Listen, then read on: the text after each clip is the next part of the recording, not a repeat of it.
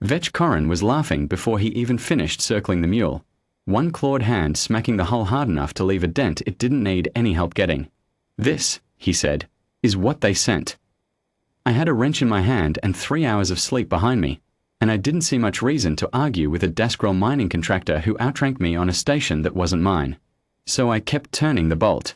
Varen Anchorage hung over a moon nobody wanted until somebody found rhodium in it, and now it was wall-to-wall alien hardware, smart hull tugs, self-repairing haulers, a Dasgrel frigate so polished it looked wet. And then there was the mule. 41 feet of patch plate, 3 different paint jobs, a cockpit window I'd replace myself with glass rated for a tractor. She flew. That was the whole pitch. "It has no mind," Vetch said, like he'd found a tumor. No adaptive hui. No predictive routing. How does it even know where it is? "I tell it," I said. He looked at me the way you look at a man who's just admitted he still uses a paper map.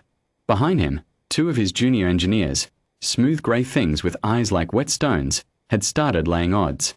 I caught maybe a third of the words. The gist came through fine. 40 hours, one of them said. 40 hours before the relic strands him out past the ring. "I'll take that bet," Vetch said, and they all laughed again, that clicking, delighted alien laugh, like the idea of me dying out there was the funniest thing that had happened on Varen Anchorage all month. I finished the bolt. "Bet's open," I told them. "I like easy money." That should have ended it. It didn't.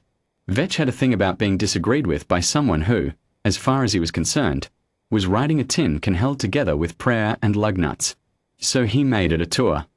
Brought his whole crew down the docking ring, pointed at the mule's manual flight yoke like it was a museum piece, asked me with real, wounded curiosity why a species capable of crossing the dark between stars still build machines a child could break with a screwdriver. "Redundancy," I said. "Redundancy is inefficiency," he said. "My ship thinks.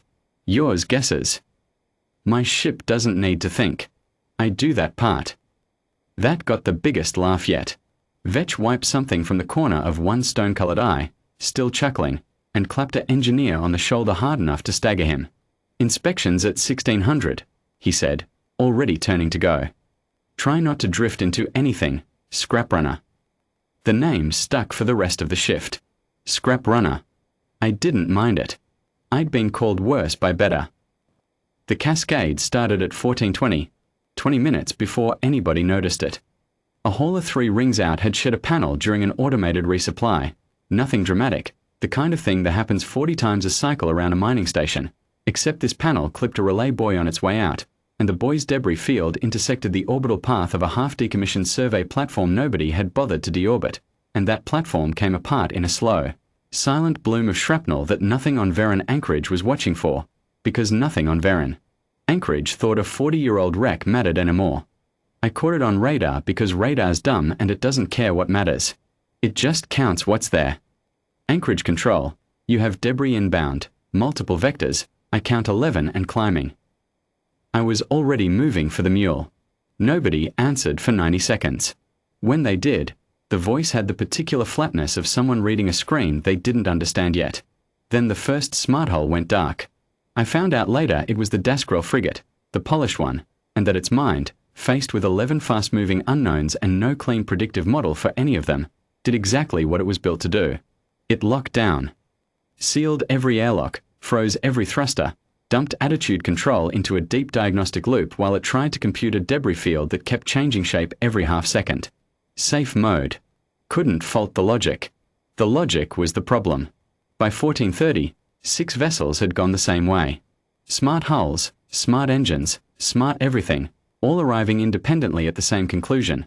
Asterisk insufficient data, hold position, await resolution. Asterisk across the ring. Ships that could land themselves blind on a comet went rigid and drifted, locked tight as coffins, while their crews pounded on consoles that had stopped listening. Vetch's voice came over the open band somewhere in there, and it had lost every trace of the laugh. "Override," he was saying, to someone, to his own ship, to anybody. "Override the lockout, I am giving a direct."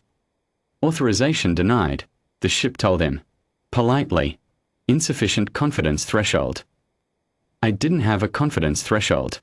I had a yoke and a throttle and a window I'd put in myself, and when I shoved off the docking clamp the mule went exactly where I pointed her, because that's the only trick she knows.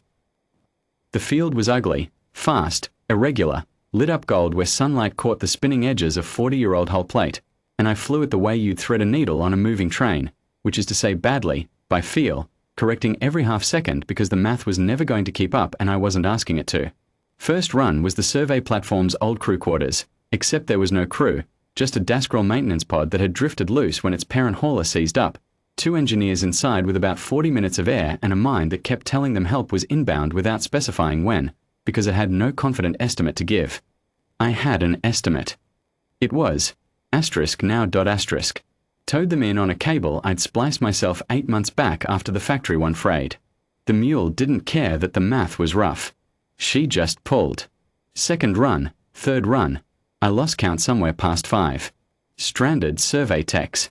A pilot who'd ejected from a seized shuttle rather than wait it out and was now tumbling slowly with no thruster and a great deal of opinion about it. I picked them out of the field one at a time, the way you'd pick stones out of a riverbed, no elegance to it, just a hand that went where I told it. Vetch's frigate I found last, dead in the water with its hull lights dimmed to standby, every door sealed from the inside by a system trying very hard to protect everyone aboard from a threat it could no longer locate. I matched velocity, hardlined a cable to the manual override port. Every smart ship still has one, buried, unloved, exactly the kind of redundancy nobody designs for and everybody eventually needs, and physically forced the airlock cycle from outside, the old way, the dumb way, the way that doesn't ask the ship's permission first. Vetch came through the lock wide around the eyes, and for a second neither of us said anything. 40 hours, I said, because I am not always a generous winner. He didn't laugh this time. He looked past me, out the cracked port, at the mule sitting patient on her tether amid a field that had stopped every other ship on the ring cold, and something in his face did the slow work of recalculating. It doesn't think, he said, quiet now, like he was trying the idea on for size. No, I said. It just does what I tell it. Turns out that's faster than asking permission. They towed the dead ships in over the next 2 days, one at a time, smart hulls rebooting cautiously, like patients waking up embarrassed about what they'd said under anesthesia. Nobody mentioned the bed again. I didn't bring it up either. Some wins you just let sit there. Vetch came by the mule a week later, alone, no entourage, and stood looking at the dent he'd put in her hull with his own hand. I could fix that, I told him. Don't see much reason to. He didn't laugh. But for the first time since I'd met him, he didn't look like he wanted to, either. He just nodded, once, the way you nod at something you've decided to stop arguing with, and went back to his fleet of very smart, very capable, very recently humbled ships. I left the dent. Felt like it earned its spot.